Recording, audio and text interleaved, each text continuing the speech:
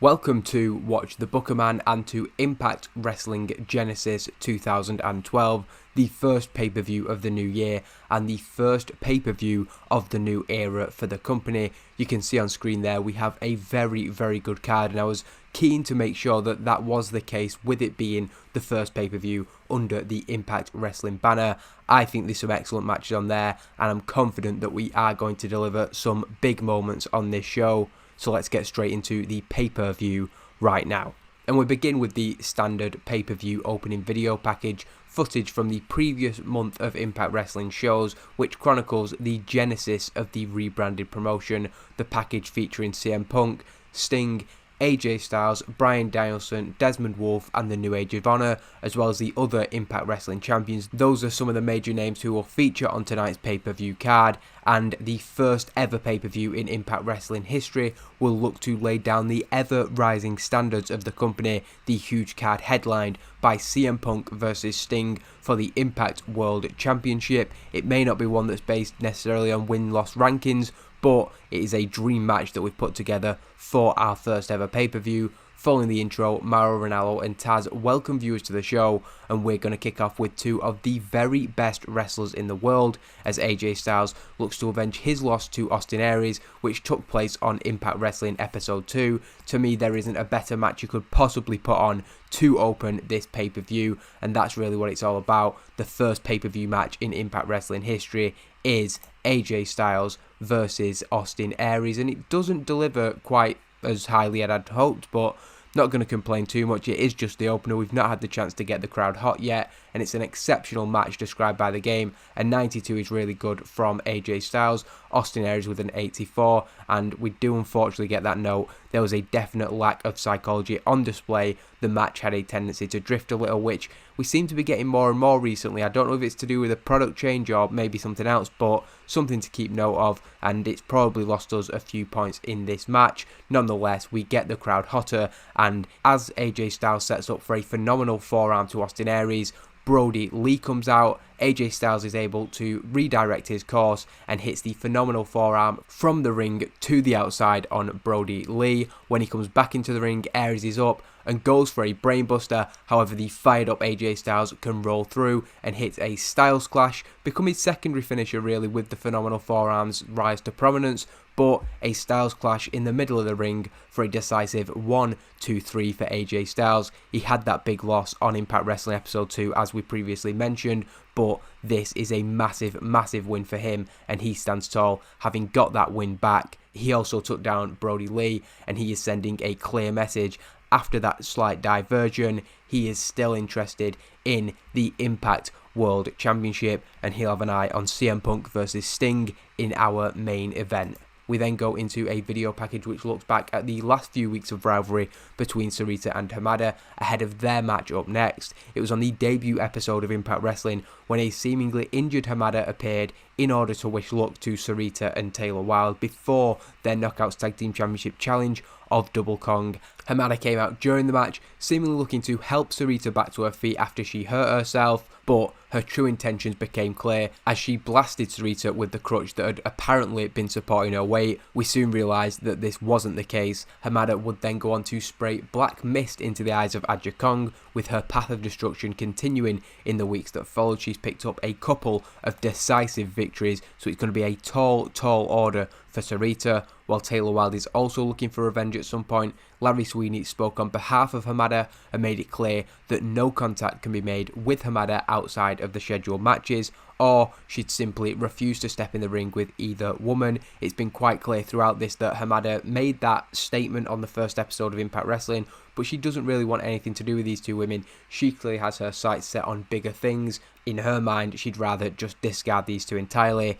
That's of course not going to be the case as we go into the second match of the night, and it's decent. Might have hoped for a little bit better because I know these two can put in very good performances. Hamada with a 51 is a little bit underwhelming, and Sarita with a 60 about where we expect. It's a back and forth match. I watched a match that these two had, I think in maybe 2009 or 2010, and it was really good, so I know they have that chemistry to put on a very impressive match. Maybe why I expected a little bit more, ultimately Hamada just has too much aggression. It's those kicks to the head that we are making her signature, and it's kind of the idea that she could probably finish it there, but she doesn't. This time she picks Sarita up, puts her on the ropes and hits that cutter before getting the 1, 2, 3, and it's very much adding maybe not insult to injury, but she will have already hurt her opponent more than enough to get the victory, but still she wants that extra little exclamation point on the win just to send that message to the rest of the knockouts, and it's completely emotionless. She has her arm raised and leaves up the ramp straight forward. Sarita still down and out. Once Hamada has left the ring, Taylor Wilde comes out to check on her friend, who despite putting up a good fight against Hamada,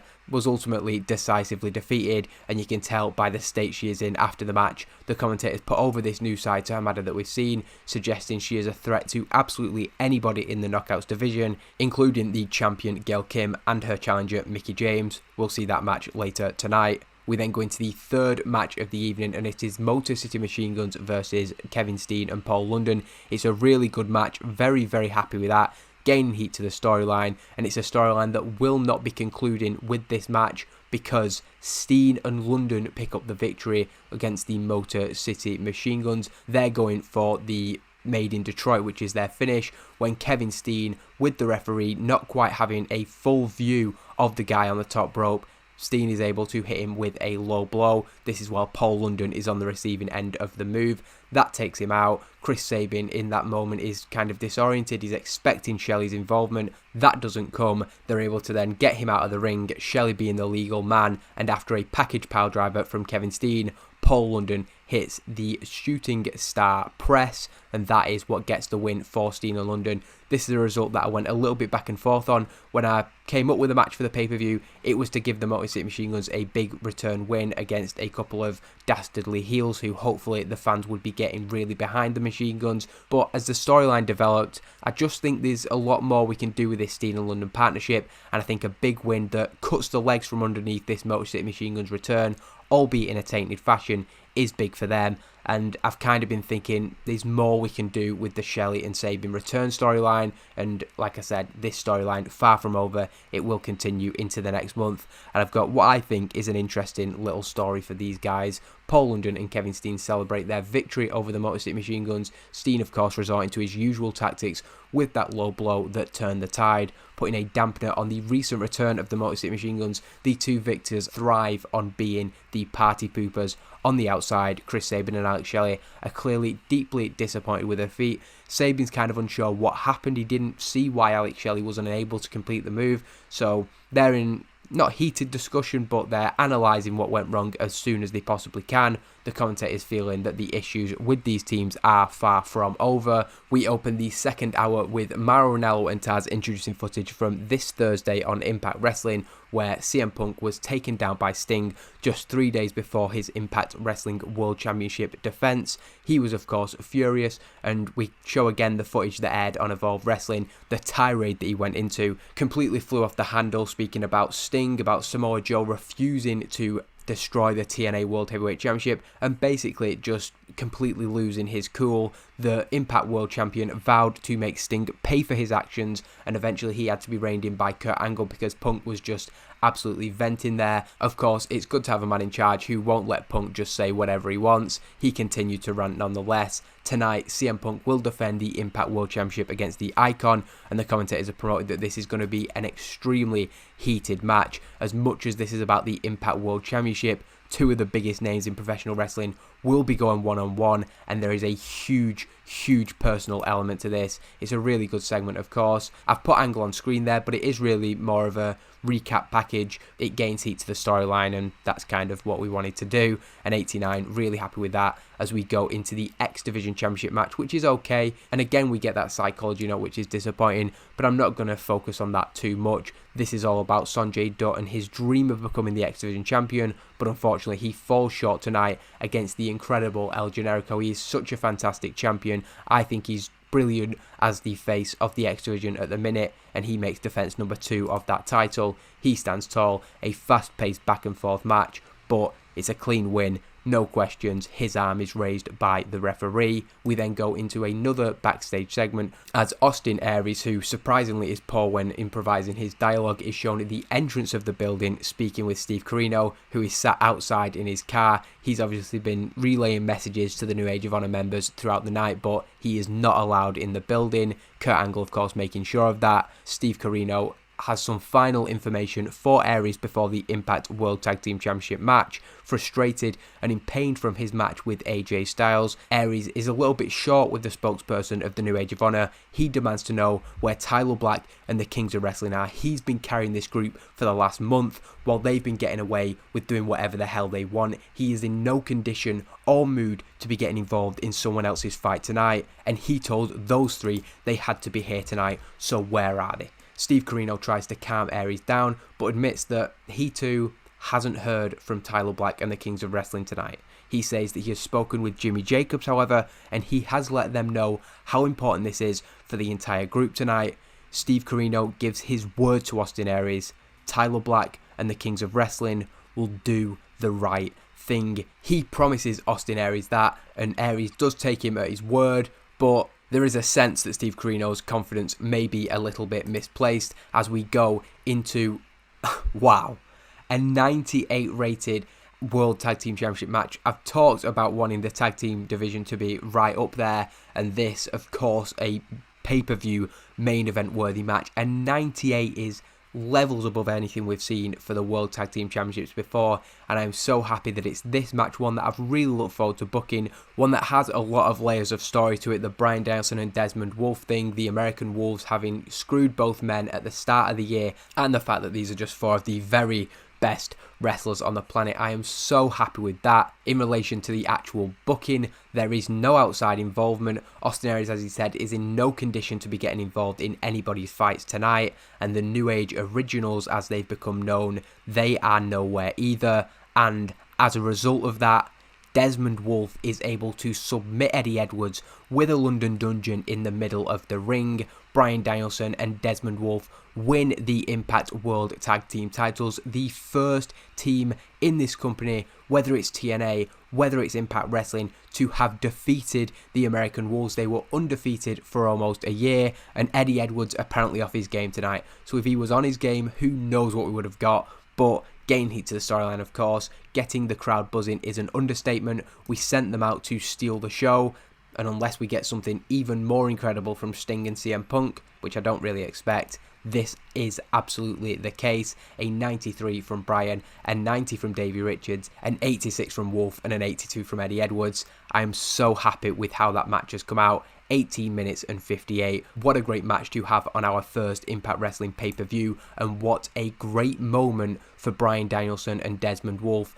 I've not even touched on this, but how unthinkable it would have been this time last year for these two men to be the World Tag Team Champions, the first team to defeat the American Wolves. The story coming into this was that Bryan and Desmond had the number of Eddie and Davey Richards individually, but the Wolves, as they displayed on the previous episode of Impact Wrestling with that 6-man tag team win, they are the better unit. Well, tonight has turned that on the head, as Bryan Danielson and Desmond Wolfe's natural chemistry has seen them overcome the best tag team in the world. That had been undisputed for some time when you look at the list of teams that the American Wolves have defeated in the last year. The World Tag Team titles indicate the best tag team in the world, and right now that is Bryan and Desmond, as the two men raise the World Tag Team Championships high in the air. The Impact Wrestling cameras happen to capture a shot of Tyler Black and the Kings of Wrestling high in the arena. They have taken their seats and they have not moved. They have refused to follow the orders of their fellow New Age of Honor members.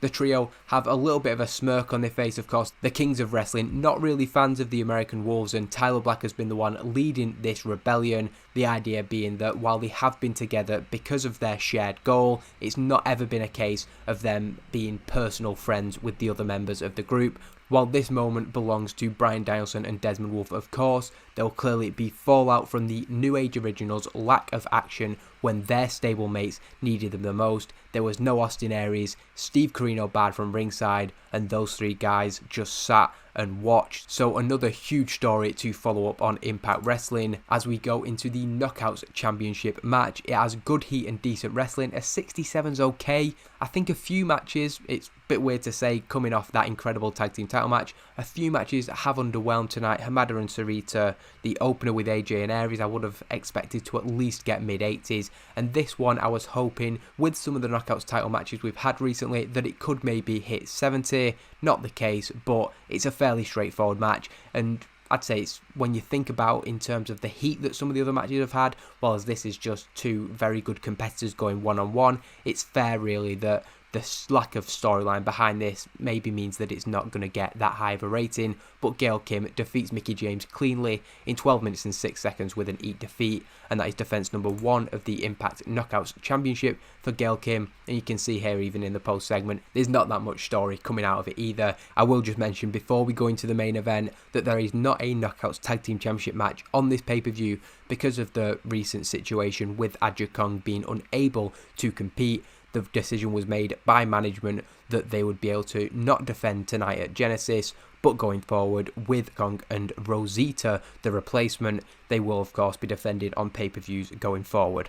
We then go into the Impact World Championship match, and I will admit I'm pleasantly surprised by an 89. Not that I doubted CM Punk, but Sting, I mean, you can even see in his in-ring performance there a 59. So this is probably one of the biggest carry jobs I've ever had in a pay-per-view main event. Probably the biggest one. The reason I wasn't expecting like great things is because when I put certain notes in for this, I was getting the road agents telling me that Sting probably can't go this amount of minutes or this type of match doesn't suit him. I had a little bit of concern before the match for this one, so I'm delighted to see it come out as an 89. It has fantastic heat and great wrestling, and I think despite that 59, the psychology of Sting and the heat that the storyline had has probably carried it quite far. I will look at if there was anything specific. So Sting's inconsistency and his declining physical ability, which to be fair at 52 I think he is at this point, he can be forgiven for, and he's still, I suppose, held up his end of the bargain. In terms of the booking of this match, it's obviously going to be quite a slow-paced storytelling style match.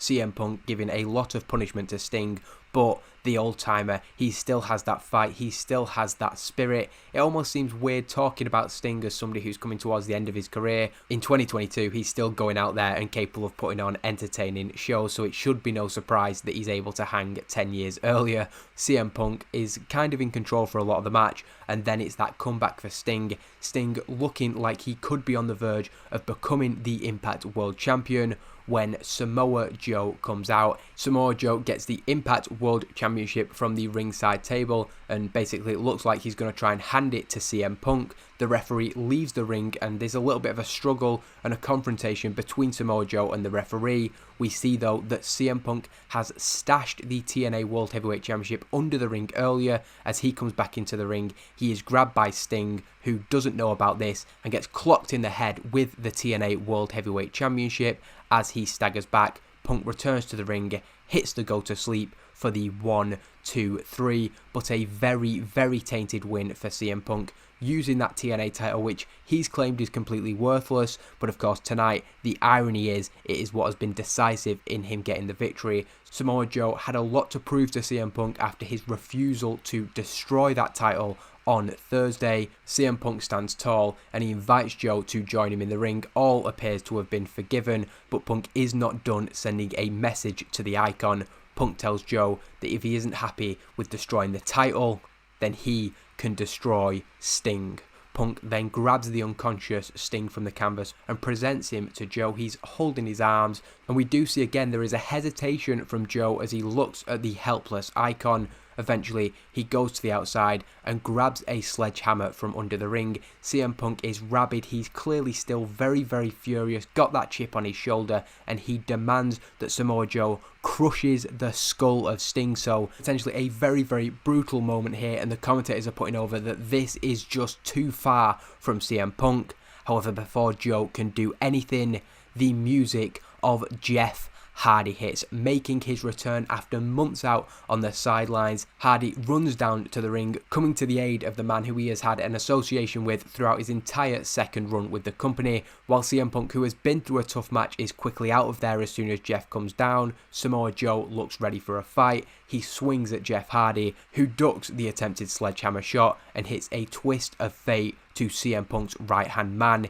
He picks up the Impact World Championship, which Punk left in the ring when Scarpa in, and Jeff Hardy, after holding it up in the air, throws it to the outside to Punk. Punk catches it and backs up the ramp. He has seen a ghost from his past, of course. So much history between CM Punk and Jeff Hardy, and once we had both of them on the roster with that real life animosity, we've spoke about that with AJ Styles and CM Punk, but I think Punk and Jeff Hardy at this time, or at least what we saw on screen, things between them, the personal element was on another level. They did it 2.5 years ago in the WWE, and now we're going to see it run back here in Impact Wrestling. Of course, the dynamics changed, the performers have developed, and the story having even more chapters now. Of course, the last we saw of Jeff Hardy in WWE, CM Punk ending his WWE career. Jeff Hardy comes to TNA. A couple of years later, CM Punk follows him, and it can come as no surprise that the voice of the voiceless, the saviour CM Punk, his chickens are coming home to roost. And 89 is a really good rating for the pay-per-view. I'm very, very happy with that. Now, first things first, we have to praise CM Punk for a great performance, simply because he got an 89 rated match with somebody who got a 59 rating, and I think it's only fair that Davey Richards is complimented, praised for a great performance, as is Bryan Danielson. I do believe that AJ Styles, I'm pretty sure he got a 92, so better than Davey Richards, but I think AJ's got a lot of praise in the 2 years from me because he's one of the best, whereas Davey Richards probably less so. So happy to give him and Bryan Danielson some praise as well. Punk pleased, Richards pleased, and Danielson pleased, and there is the first pay-per-view in Impact Wrestling history. A few matches, as I said, underwhelmed, but it's one of them. If you think of a viewer watching that pay-per-view, if they thought AJ and Austin Aries didn't quite deliver, you're then getting Davey Richards and Eddie Edwards versus Bryan Danielson and Desmond Wolfe, which absolutely delivered, over-delivered in my expectation. And even if you're wondering, Sting v CM Punk, can Sting hang with CM Punk? Well, he didn't quite in terms of the ratings, but the match overall got a really, really good rating. Looks like WWE are making a hell of a lot of title changes at the pay-per-view. I would argue that Wade Barrett may be a better option for United States Champion than Kung Fu Naki. Miz and Morrison with the tag titles, so a big night. I didn't realise we were running against Royal Rumble, to be fair, and coming out of that, it looks like we have improved our importance for Genesis. It's now rated as above average, and I do always feel like that first pay-per-view of the year, whatever company you're in, is a very, very important one, even if it's not one of your flagship shows like we have Slammiversary and Bound for Glory, and I suppose Lockdown. Genesis to me always is one where you feel like you're having to lay down the marker for 2012, and I feel like we have done just that. I'm really happy with the position that the company's in at the moment. The Evolve Championship with D'Angelo Dinero, Gail Kim with the Knockouts Championship, the Knockouts Tag Team titles. That's a little bit of a weirder situation, but Punk with a world title, Bryan Danielson and Desmond Wolfe with the Tag Team titles, and the X Division Championship with El Generico. Very, very pleased with that. I will change the pictures hopefully before the next time we see them. There is Genesis 2012. I hope everybody's enjoyed that as much as I enjoyed seeing those ratings come out. A really good pay-per-view, but with a hell of a lot coming out of it. Questions that are being asked. The return of Jeff Hardy, the new World Tag Team Champions, and the issues within the New Age of Honor. The momentum's just going to keep going towards Against All Odds, and of course towards Impact Wrestling in 3 days' time. Hopefully you will join me for that, as I said, and thank you for watching.